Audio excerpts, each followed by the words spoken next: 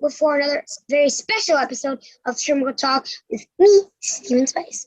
On today's episode, we welcome back a very special guest to my show. He is the man behind my very first video to reach 10,000 viewers, and someone who I am happy to call my friend.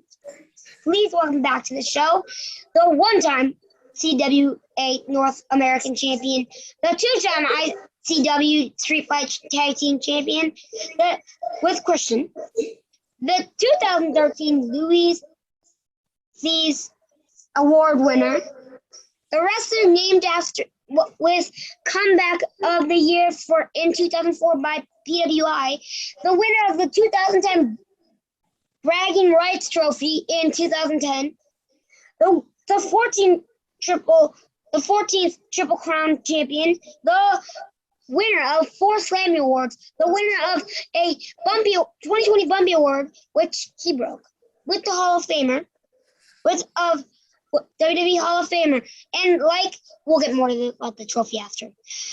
And me, someone who has truly earned their scars, my friend, the Rated R Superstar,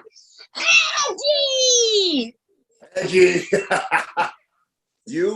You never fail so far to tell me new stuff that either I've forgotten or that I never knew. Last time it was the CBS stuff. Now it's CWA and ICW Street Fight, all that stuff I forgot about. So look at that. You'd think I'd done a lot. Little do we know that I'm just happy when I'm able to drink coffee.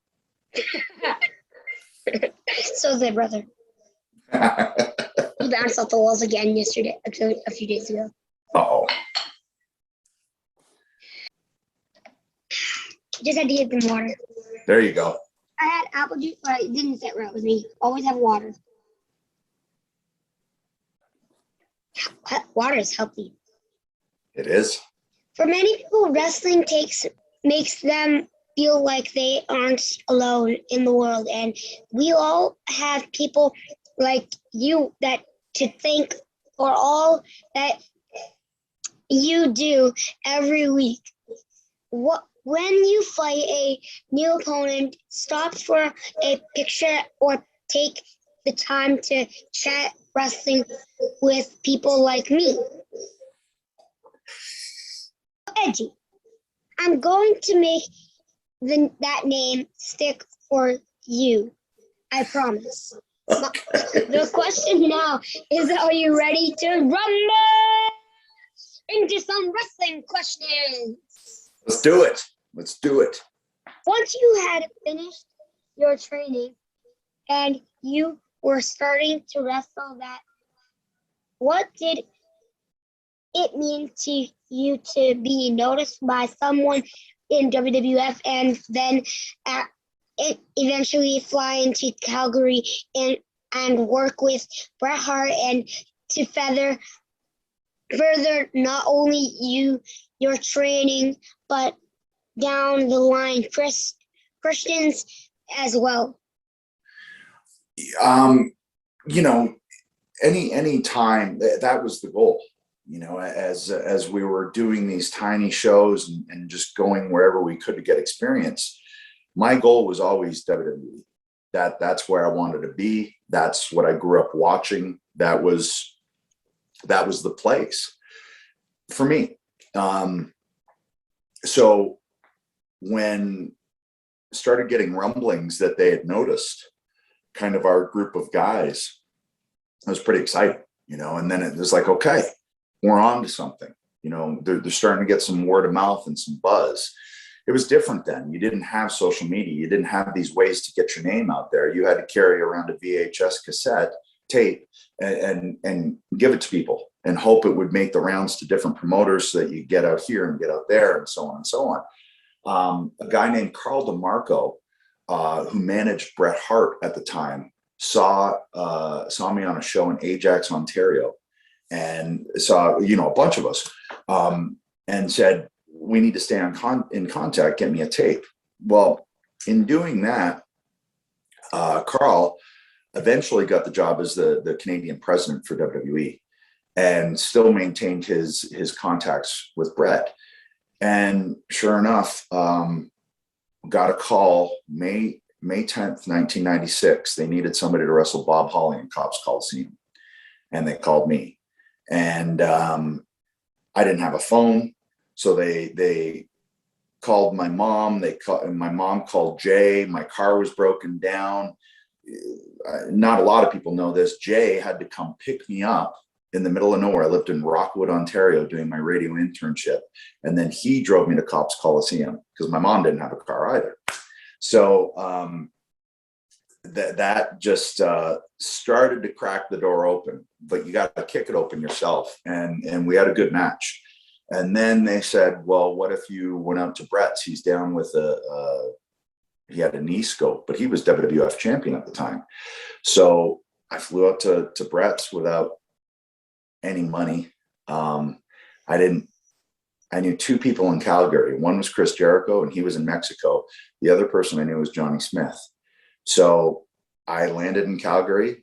I went to a payphone, and I called Johnny, and I said, Johnny, can I maybe stay at your place? I didn't have any plan whatsoever. I had no money.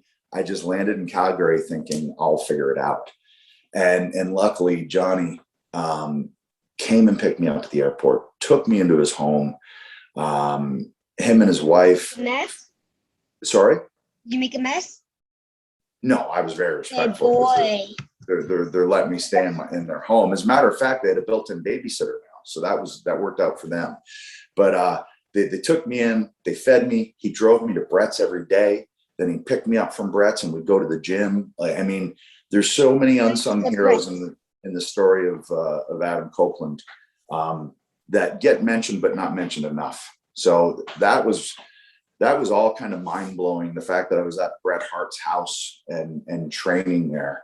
But again, it felt like the next natural step. Like I knew I was onto something, and now I had the WWF champion watching what I was doing and then confirming that what I was doing was the right path, and sitting down and talking to Brett. And he said, the next step is just to get you in front of people, like proper audiences, not 5 people in a barn, and translate what you're doing to 10,000 and 20,000 and eventually 80,000 or whatever it is. Pop-up question. Pop up. Okay. So you said you got your Edge name from a radio broadcast, and it's a different storyline. What was your name when you first started wrestling in WWE? Well, my very first was Adam Copeland. And then I decided, well, you need a wrestling name. Because this was back when everybody had a character. Oh, like your real name right there? Yeah. It was Copeland? Yeah. So I used that initially. And that was because promoters wanted to use that. And I just thought, oh, well, I'd rather something like wrestling like. So then it was Adam Impact. That was the next one, was Adam Impact. And then, That's not bad. That's not bad. It wouldn't really work today. That's true. But, so Adam Impact then became Sexton Hardcastle. And then Sexton Hardcastle, and that was really it until when I first started with WWE, but they were calling me Adam Copeland. When I was doing dark matches before we went live to television, I was doing the match before we went live to TV to get me experience in front of those audiences, like Brett said I needed. And it was Adam Copeland. And I just remember that's where they got all the wrestlers, right? Where Drew McIntyre trained and all that. Everybody comes from different places. Everybody comes from, there was none of that when I started. There were no developmental programs. There was nothing. You went wherever you could to get experience. And then what they would do once you got signed to WWE, and then if they thought, okay, well, we got to get them ready for television, they'd put you in a match before we went live to air. And so you could get experience in front of these bigger crowds. And in doing that, they called me Adam Copeland. And I went, okay, well, Adam Copeland, I guess that's what it's going to be. But then as we were getting closer to making television debut, we said, okay, we got to get a character name.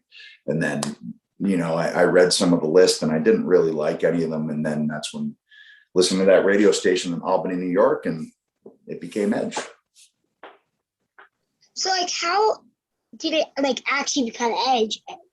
Like, did they just say it's at the edge of the cliff or something like that? No, I listened to that radio station. I was like, well, maybe Edge could work, because I wanted it to have a musical tie-in. I just always knew that my character would have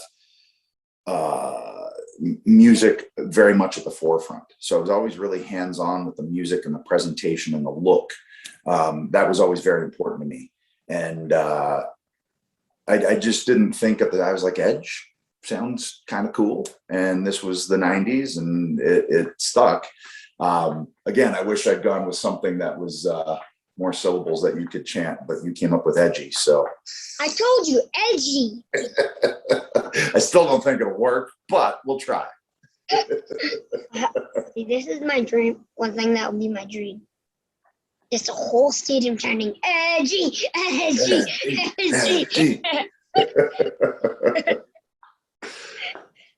Besides being inducted into the Hall of Fame, can you please tell me what your most memorable moment has been in your career and why? I can't narrow it down to one. I've been really lucky in that I've had a lot of really cool things I can look back on. I think winning my first championship in WWE was in the Sky Dome in my hometown. Wasn't supposed to happen, Intercontinental Championship. So that will always just be imprinted on my brain. Winning the tag team titles for the first time with Christian, with Jay at WrestleMania. Like, this is what we talked about as kids. Like, we're going to win the tag titles one day. So then to be standing on this table on top of two ladders at WrestleMania, it's dreams come true. It's cliche, but it really was. And then winning the WWE Championship the first time at cashing in the Money in the Bank on John Cena. I mean, just one of those moments that you dream of, but you don't necessarily know is going to happen. You have that confidence in yourself, but there's a lot of different factors that go into that are out of your control. And because they're out of your control, you don't 100% know it's going to happen, Then main eventing WrestleMania against Undertaker, and then coming back at the Royal Rumble in 2020. I think those are the ones that the first things I think of where I just, flash into my brain. See, something that made me very happy is that one of your most memorable moments is cashing in John Cena. One of my dream meets. It was. Don't forget. You're up there with John. You're up there with John in dream meets. In dream meets. Once I meet John, you're gonna be up there. You're like this with Cody Rhodes and John. Like neck and neck. I want to meet you, Cody Rhodes, and John. Nice. And a lot of other people. Well, hopefully we get some shows up in Toronto soon. That'd be nice. Hopefully before I retire. Re-retire. Even if you're retired, I'll be glad to meet you. Yeah, well, cool. Good. I don't really not like that you're going to retire in like a year. Hopefully, yeah. or 10. Won't be 10. Yeah. Definitely won't be 10. But 5? I doubt it'll be 5. I think it's going to be before that. But 3? I don't even think it's going to be 3. But 2? I don't know, but I don't think it's going to be that long. I know the window is small. Last year you were on WWE show The Bump, like me, and you won a Bumpy award, but during your acceptance speech, you didn't know your strength and broke the award in half, which is their faces were priceless. Your face would be like, my favorite part.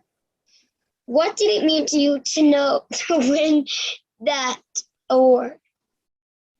I don't put too much stock in stuff like that, honestly, because wrestling is subjective. It's like you might be one person's favorite, and another person you're the bottom of their list of favorite. No, don't you ever say that again. It's all subjective, so you can't really, it's just it's like acting, or it's like music or things like that, where some people might absolutely love Pearl Jam, some people might hate Pearl Jam. It's just it's art in a way, so it's purely subjective. I mean, it's always cool though. I think with the Bumpies, they're voted on by the fans, so that's always cool to know that there's a large segment of the fan base that appreciated what you did. That's cool. I can never wrestle because of my 2 brain surgeries. I don't have any bone connecting my head to my neck. So I think that it is why I look up to you so much, because you have had neck surgery too and beat the odds. First, I would like to know what was going through your mind when you knew you had to retire, and what did it feel like when you knew you were going to be able to come back? Man, it was such a mixed bag of emotions when they told me I had to retire. In a weird way, it made it easier. In a weird way, because I wasn't having to make the decision on my own and kind of go, how much more do I have left? Can I, that was taken out of the equation. So in a weird way, it made it easier. But it was still a shock, because, at that point I thought, we're looking at maybe 3 years at the most, and I'd retire by 40 years old. Well, I was forced to retire at 37, and I didn't get that last 3 years to try and help some new talent along. And I knew that was kind of where I was at in my role. Like, I was champ, but I knew by younger guys challenging the champ and hanging with the champ, then it would help them going forward, and maybe they could learn things like I learned when I wrestled. Thankfully, you had to retire, because if it wasn't for that retirement, I would have never seen you wrestle. There you go. You're right. Ever. And there's a whole new generation that wouldn't. So I look back at it now and go, okay, I mean, it all worked out pretty good. But I was just disappointed that I was just starting to work the Dolph Zigglers and the Drew McIntyres and guys like that, and really enjoying it and their enthusiasm and their excitement. I didn't get to see that through. So that was disappointing to me. But I was in a lot of pain, and I didn't fully grasp how much pain I was in until I got that second neck surgery. And then I realized, wow, I was in a lot rougher shape than I realized. So there was a bit of relief in that regard too. But I got that second surgery. I really started to feel great. Beth reminds me, before I got that second surgery, just how kind of, like if we were out, I would have to go and lie down like every 2 hours, just because the pounding in my head and just the discomfort. So that was gone after that second neck surgery. And then as I started really feeling good and kind of attacking life again, 8 years later, 9 years later, I started, realizing maybe this was a possibility to come back and finally maybe get that last 3 years, and maybe try and help some young talent on the cusp, teach them just a couple little things, and to do it against a whole new era. Like we talked about last time, to get in there with Roman Reigns, and get in there with Seth Rollins, and get in there with these guys that don't need my help, but that it's exciting to get in there with them and try and hang with them at this stage in my life and career. But again, I know that's not going to last for long. I know I only got so much in the tank to be able to do that. And I want to get out before you start going, his tank's getting low. I want to make sure that I get out while people still have fond memories. Speaking of not knowing how much you were in pain, same with me. at 5 years old. So I've been dealing with this without brain surgery for 5 years. The doctor said I'm surprised he's not dead or paralyzed. Really? And I can't imagine dealing with that at 5 years old. I know how difficult that was to deal with at like 38 and 39, let alone at 5. That's when I got my first one. Second one was 7 or 6. Yeah, 6, a year after. Wow. And 5 questions left.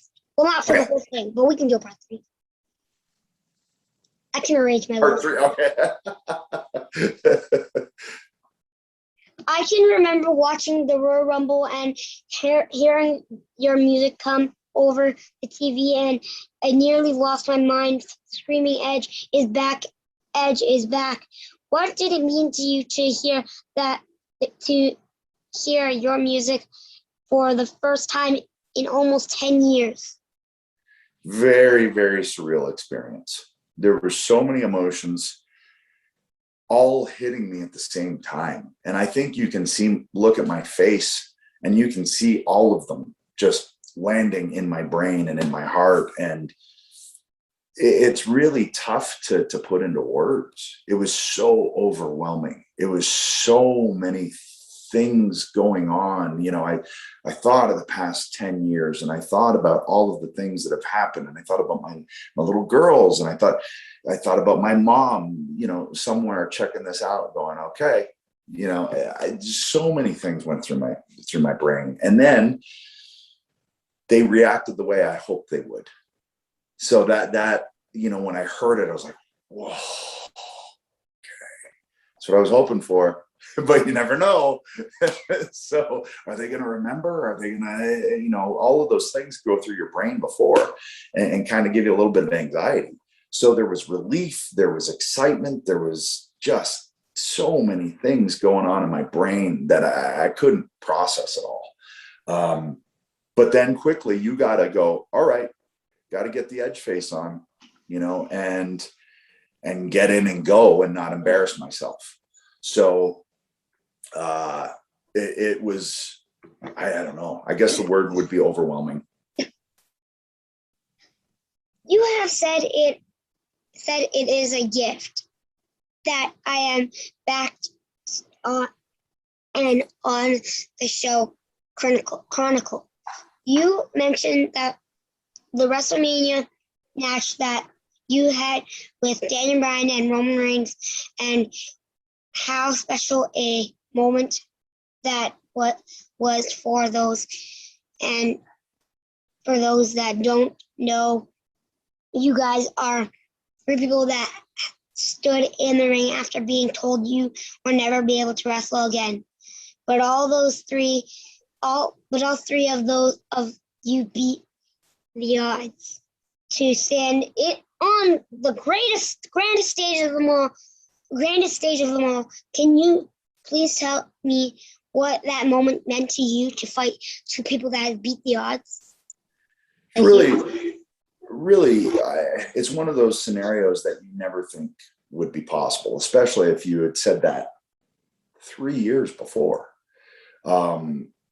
Just to think of those 3 performers being in the ring in the main event at WrestleMania, the first night we had half an audience back after, and still going through a global pandemic. I mean, there's no way you would write that scenario 3-4 years before. Impossible. Like, the odds are astronomically tiny. But yet there we were. And you have Daniel Bryan, who fought back from concussions and went through all the protocols and jumped through all the hoops he had to jump through to get this thing back, and never gave up. Not from the time he was told. Like, he never stopped trying to get back. And that's just a testament to his willpower. Then you have Roman, who has beaten cancer twice and continues to fight that battle. I mean, that's bigger than any kind of that's, you can't put that into words, you know. And for him to, it is bigger than minds, because minds could be fixed well, not cured, but fixed with brain surgery and neck surgery. His can't be fixed. Well, and it's just different, right? So it's apples to oranges. But it's just one of those things where, there's, I'm sure, a point in time for him where he thought, I might not get this back. I can't speak for him, but just like I had assumed, okay, the medical professionals are telling me that I can't do this anymore. So for all three of us to be standing there, I took a moment to soak that in.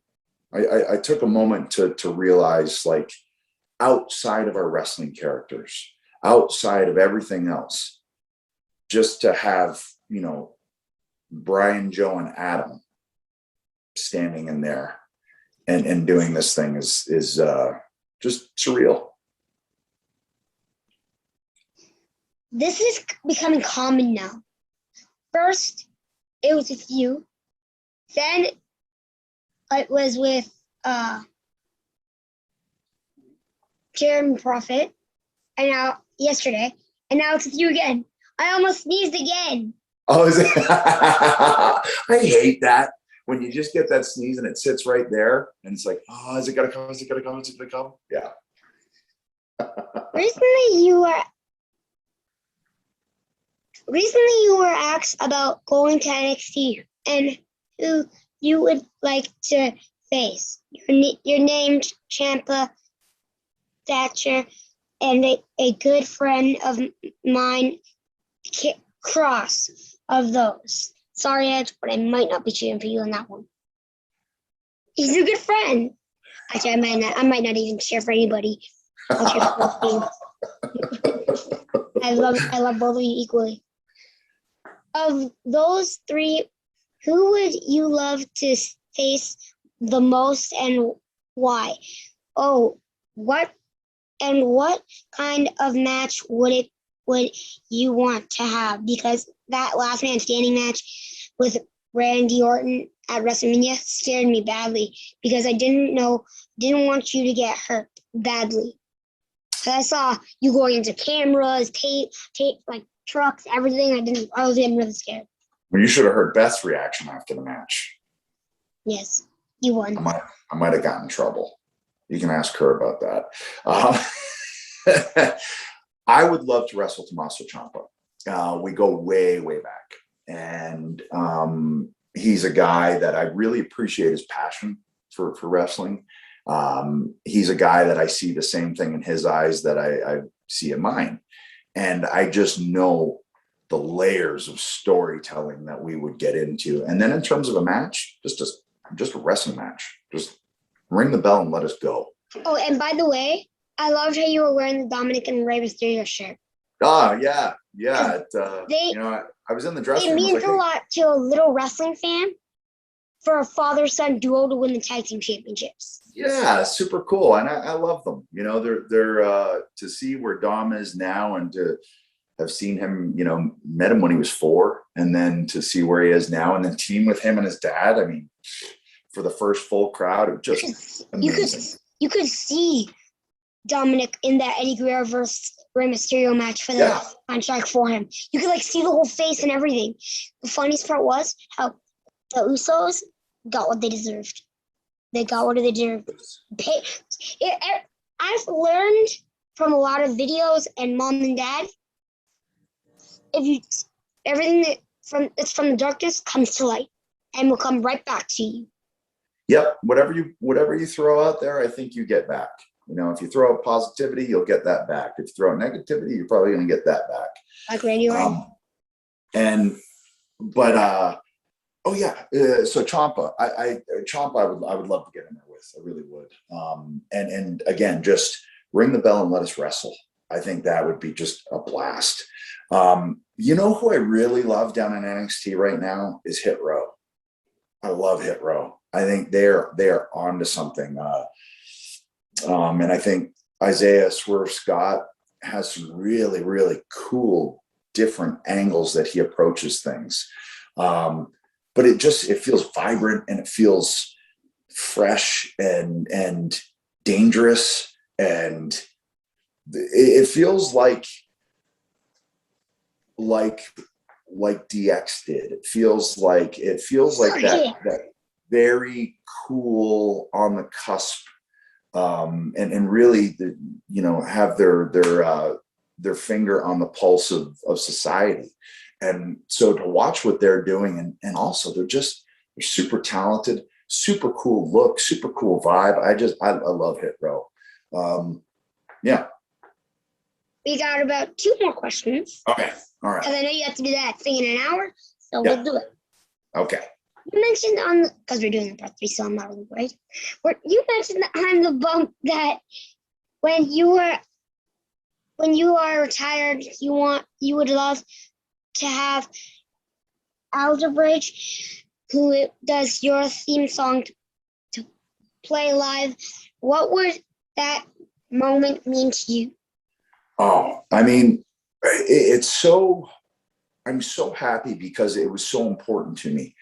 As a fan growing up, I always related the wrestler to the music. To me, the music sets the entire tone for the energy of the arena. It sets the tone for the character. It's so important. And I always knew that, because as a kid, as soon as I heard a certain chord or a certain this or certain that, I was like, oh, and I jump out of my seat. So, are you friends with Mattel? I'm just looking at your edge heads. Are you friends with Mattel? Friends with, no, I don't really know anybody from Mattel. I don't think. Maybe I wanted to do, have an entrance stage edge. Well, and what was I saying? You're saying the theme song makes it everything. Yeah. Sorry for interrupting.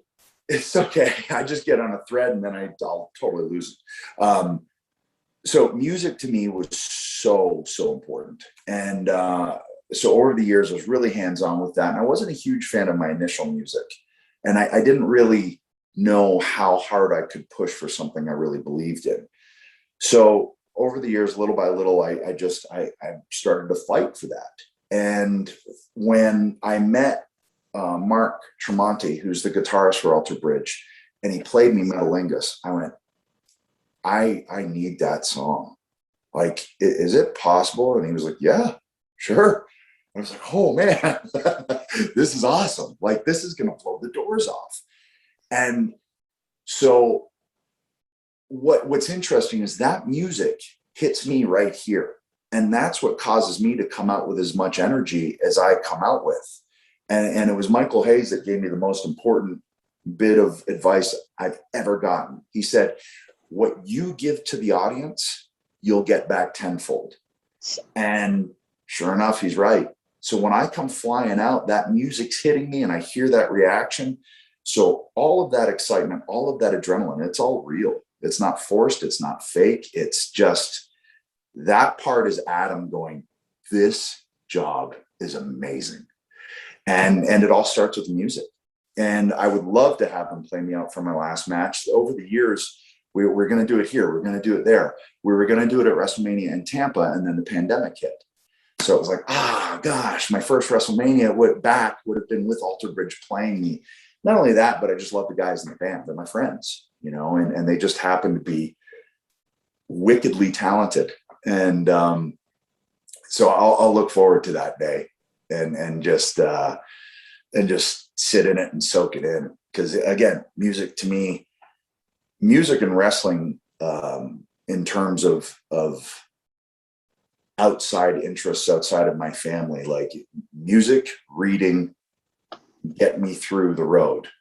And then my job is amazing. So that part of it is awesome. But in order to get to the awesome part of the job through all the travel and everything, music and reading are my muse. So long story long, music is very important to me. On your episode of The Chronicle, you mentioned that this time around you are doing things differently. You are taking the time to savor each moment, and your time is to be deep compressed, taking it all in for young wrestlers that are watching this. Do you have any advice for them start on their journey? Well, that is part of the advice. Like really, really soak it in. Every time you come out, just absorb all of that, because we never know one day to the next when that could be the last match, or it could be, you just don't know. So for me, that was the thing I wish I'd done more of during my career, and not just assume, okay, well, there's 250 shows this year, I'm going to be on all of them, so they become a blur. And that's easy to do. It is easy for that to happen, and it's not a bad thing. It just happens. But as I neared the end of my career, I didn't know it was going to be the end, but I knew I was getting closer. So I really started to soak it all in. Then to have it it's gone and it's ripped away, to get it back, every time I go out there, I always stop and take a moment to just soak it all in. And I think as a viewer, you see it and go, this dude's soaking all of this in. Like, he loves doing this. And I think that translates to the viewer, because there's nothing phony about it. It's just Adam Copeland, the kid Adam Copeland, is now a grown man, got this thing back, and is soaking all of this in and appreciating it.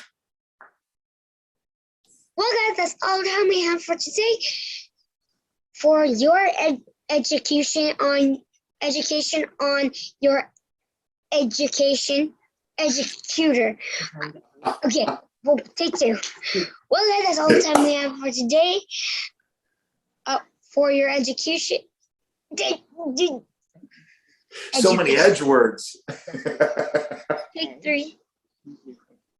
Take three. Well, guys, that's all the time we have for today. For your education on your educator, I want to give a huge thank you to Edge, aka Edgy, for taking the time out of his busy week to sit down and talk with me. It meant the world to me to sit down with you, because truly you are an inspiration to so many of us, especially me. If you would like to see more videos like this,